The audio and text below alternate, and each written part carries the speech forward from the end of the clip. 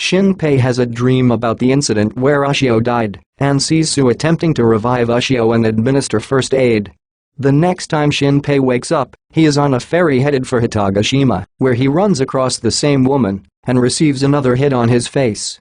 She is concerned about his well-being because it appeared like he had a nightmare.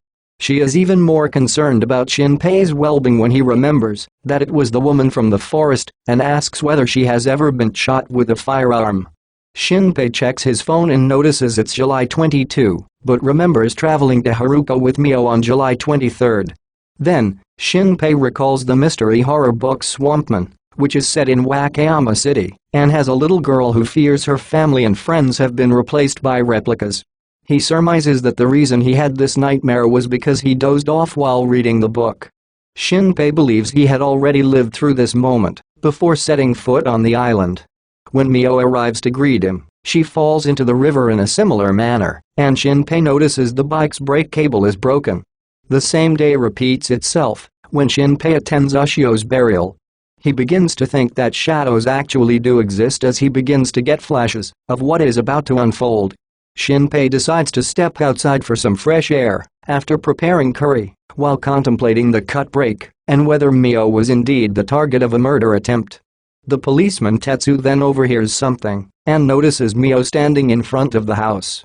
Shinpei thinks it odd because Mio ought to be inside and wasn't wearing her school uniform.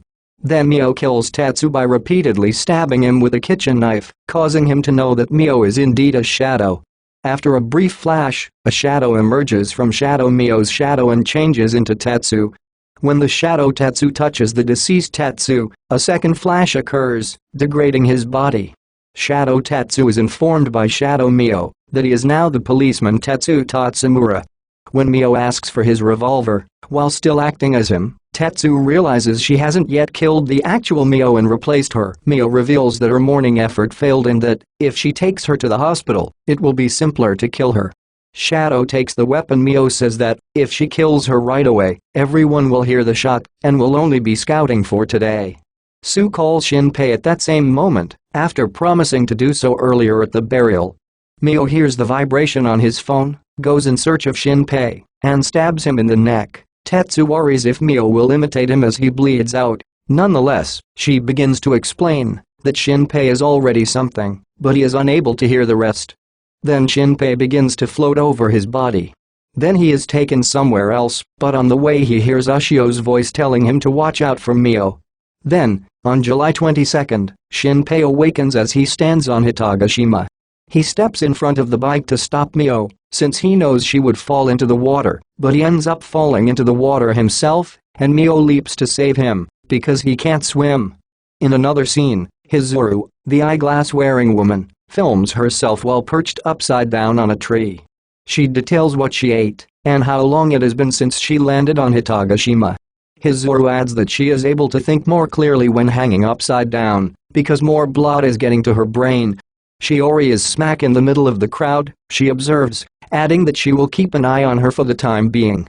That evening, Tetsu receives a call from Shinpei alerting him about a conflict and directing him away so he won't run into Shadow Mio.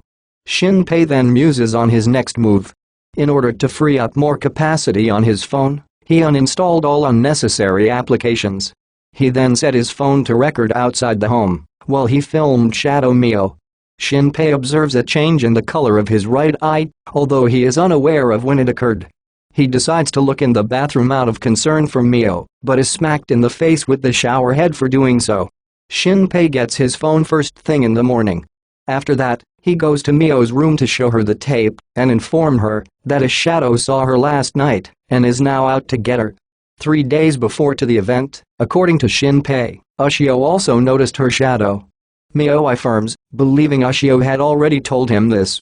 Then Mio makes the assumption that a shadow killed Ushio. Subscribe to the channel to watch next part.